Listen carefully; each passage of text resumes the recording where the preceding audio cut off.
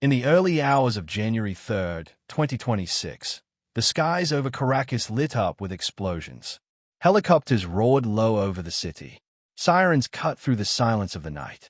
And by sunrise, the sitting president of Venezuela, Nicolás Maduro, was no longer in his palace. He was on a United States aircraft, being transported to New York to face criminal charges. This was not a coup from inside Venezuela. This was a direct United States military operation on a sovereign country, carried out under the codename Operation Absolute Resolve. In this video, we are going to break down what actually happened on the ground, why the United States says it did this, why many experts around the world are calling it illegal, and what this means for ordinary Venezuelans and for global politics. Stay with this till the end, because we will also talk about how this could reshape power in Latin America for years to come, and what key developments you should watch next.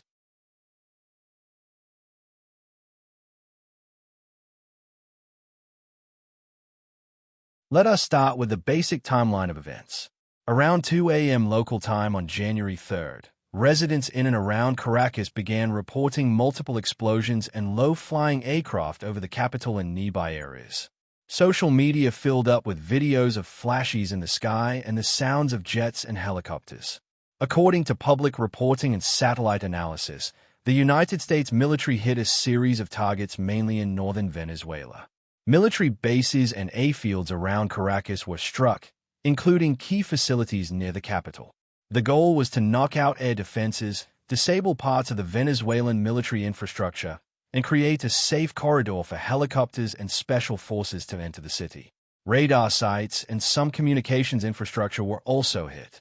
But this was not a huge, wide-ranging bombing campaign like the early days of the Iraq War.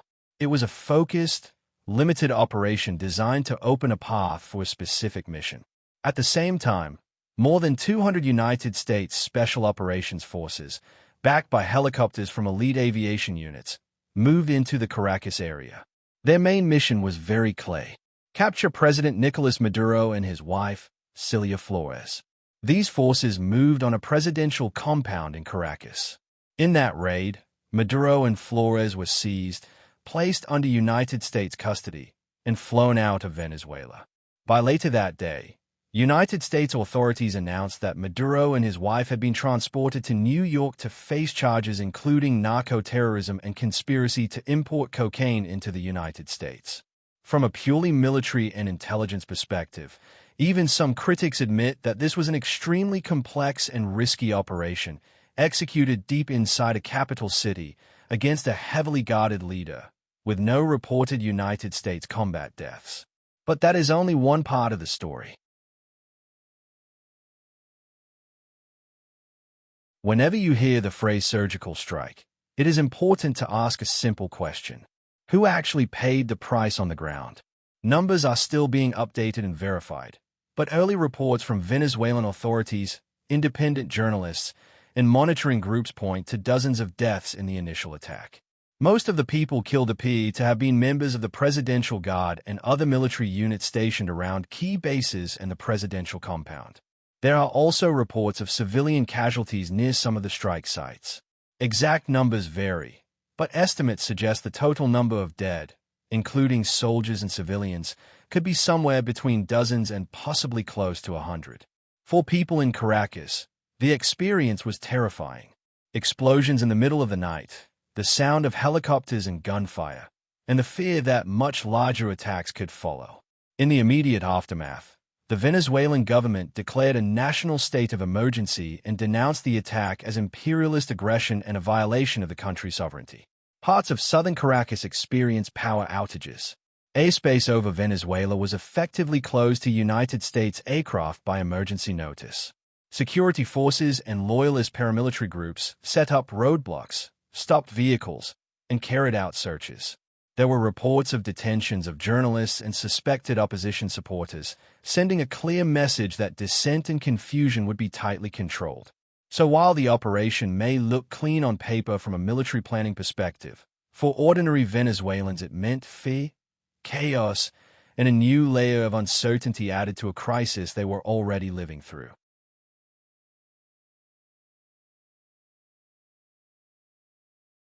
Now let us turn to the official reasoning from the United States government.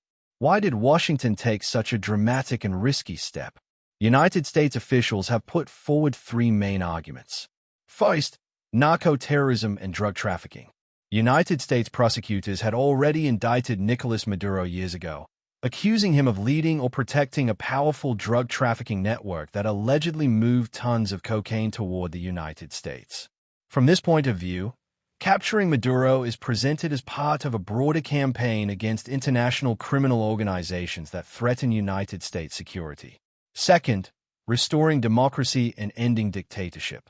United States leaders describe Maduro as an illegitimate authoritarian ruler. They accuse his government of rigging elections, jailing or exiling opposition leaders, silencing the press, and using state violence to maintain power.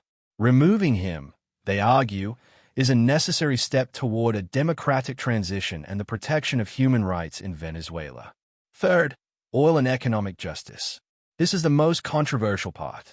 Senior United States officials, including the president, have openly linked the operation to Venezuela's massive oil reserves. They argue that past nationalizations and policies under Hugo Chavez and Nicolás Maduro effectively stole assets and opportunities from United States companies.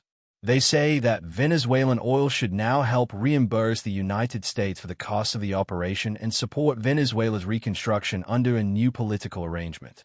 In some public remarks, the United States president even suggested that American companies would go in, invest heavily to repair Venezuela's broken oil infrastructure, and in return, secure long-term access to its oil, with a portion of the revenue flowing back to the United States. He also framed this in terms of the Monroe Doctrine, an old United States policy concept that treats the Western Hemisphere as a sphere where outside powers should not interfere and where United States dominance should not be challenged. Supporters of the operation inside the United States argue that this was a decisive move against a corrupt, authoritarian, and criminal leader, and that previous tools like sanctions and diplomacy had failed. But that is not how many people around the world interpret it.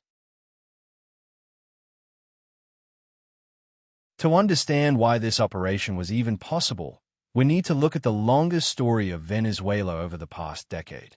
Venezuela used to be one of Latin America's richest countries, thanks largely to its huge oil reserves. But in the last 10 or so years, the country has gone through one of the worst economic collapses in modern peacetime history. Hyperinflation destroyed salaries and savings. Everyday goods became incredibly expensive or simply disappeared from store shelves. Many people struggled to find food, cooking gas, or basic hygiene products. The health system nearly collapsed. Hospitals faced shortages of medicines, equipment, and even running water. Outbreaks of diseases that had been under control, such as measles and diphtheria, reappeared. Infant and child mortality rose sharply. As conditions worsened, millions of Venezuelans fled the country. They walked across borders into Colombia, Brazil, and other neighboring countries. Many continued onward to other parts of Latin America, North America, and Europe. This created one of the largest displacement crises in the world. Politically, Venezuela moved from a troubled democracy to a consolidated authoritarian system. Opposition leaders were jailed, banned from office, driven into exile, or stripped of real power. Elections were widely criticized as unfair and manipulated. Institutions that were supposed to be independent, like the Supreme Court and the Electoral Authority, came under tight control of the executive branch. On top of this, the United States and other countries imposed heavy sanctions on Venezuelan officials and on the oil sector. Those sanctions were officially aimed at pressuring the government, but they also contributed to shrinking state revenues and complicating the country's ability to import food, fuel, and medical supplies. By late 2025, Venezuela was extremely fragile. The economy was shattered. The military was weaker and more fragmented. Diplomatic ties with many countries were strained. This combination of internal weakness and external pressure created the context in which a foreign military operation could be launched and justified by its planners.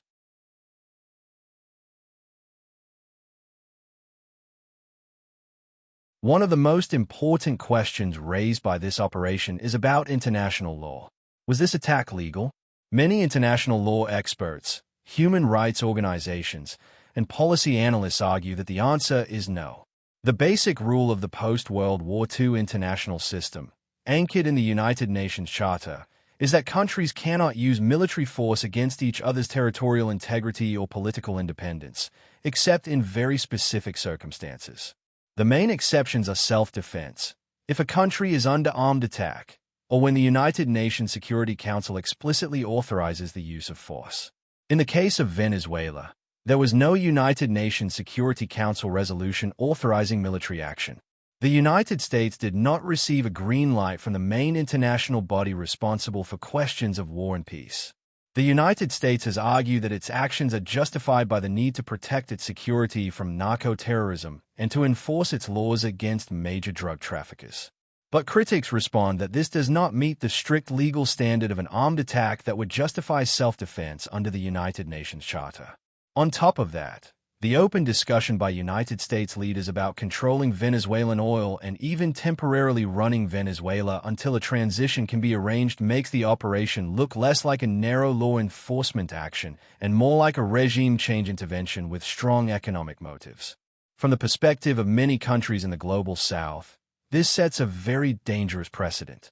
If a powerful state can unilaterally bomb another country's capital, kidnap its head of state, and then talk about taking control of its natural resources, all without any United Nations approval, then the protections promised by international law look a lot weaker. Even people who strongly dislike Maduro and blame him for destroying Venezuela are warning that celebrating this kind of action could normalize similar interventions elsewhere in the future. Let us now look at how the world has reacted. Across Latin America, reactions have been mixed, but concern is widespread.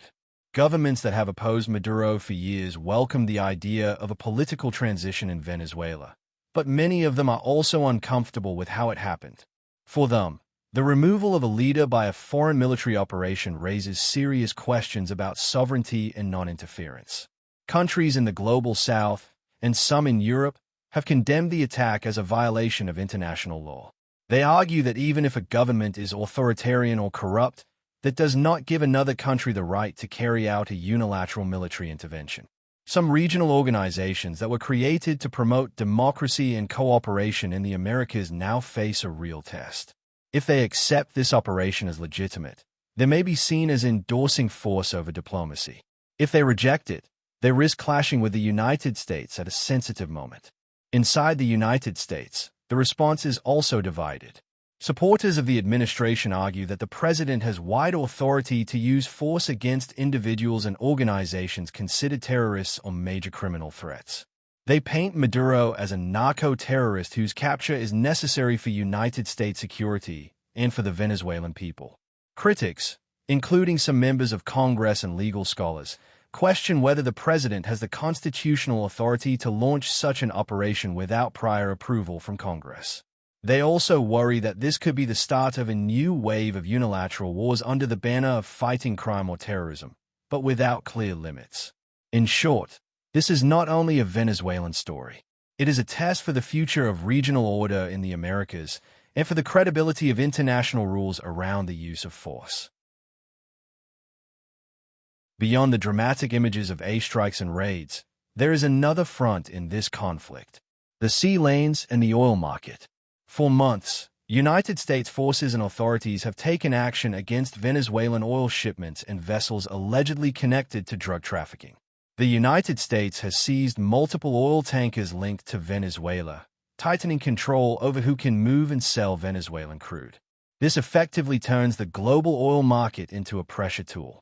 At the same time, United States forces have carried out a series of strikes on boats in the Eastern Pacific and the Caribbean. Washington describes these vessels as drug trafficking boats tied to networks with connections to Venezuela. In at least one recent case, a suspected drug boat was hit, 2 people were killed, and 1 survivor was rescued after the strike.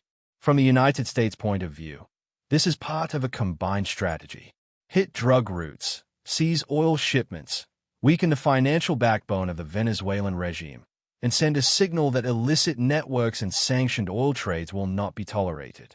From the Venezuelan government's perspective, and from that of many critics around the world, this looks like a form of economic warfare and maritime blockade under another name.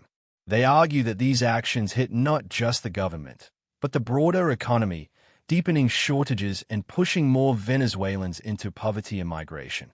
The battle over ships, tankers, and oil contracts is less visible than explosions over a capital city, but it plays a huge role in shaping the future of the crisis.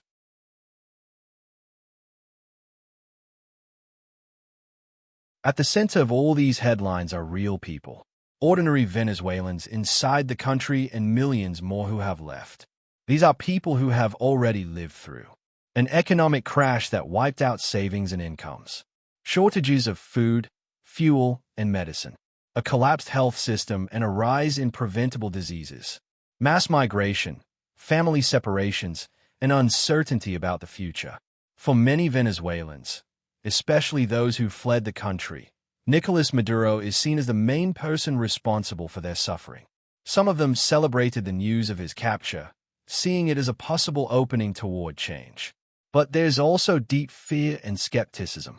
There is fear that a sudden power vacuum and foreign intervention could lead to new forms of instability, internal power struggles, or harsher repression as those who remain in power try to hold on.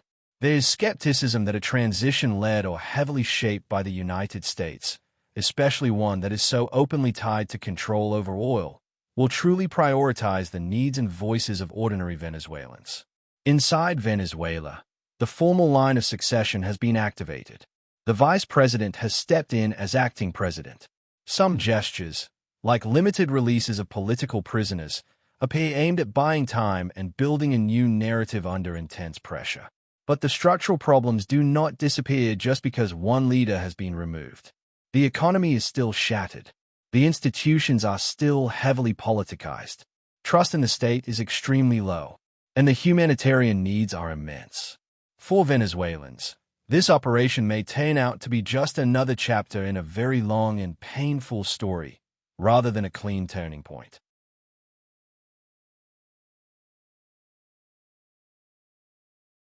As this situation continues to unfold, there are several key questions that you and the world should watch closely. First, will the United States escalate or pause? Some United States officials suggest that with Maduro in custody, there is no need for further major action. Others continue to use strong language, warning of possible larger strikes or deeper involvement if Venezuela's leadership does not cooperate on oil, political reforms, or security demands. Second, what kind of political transition will actually take shape? Will there be a negotiated process involving different Venezuelan political actors, with support from regional or international organizations? Or will the United States dominate the process, making it look more like a protectorate or temporary occupation in everything but name? Third, how will other major powers respond?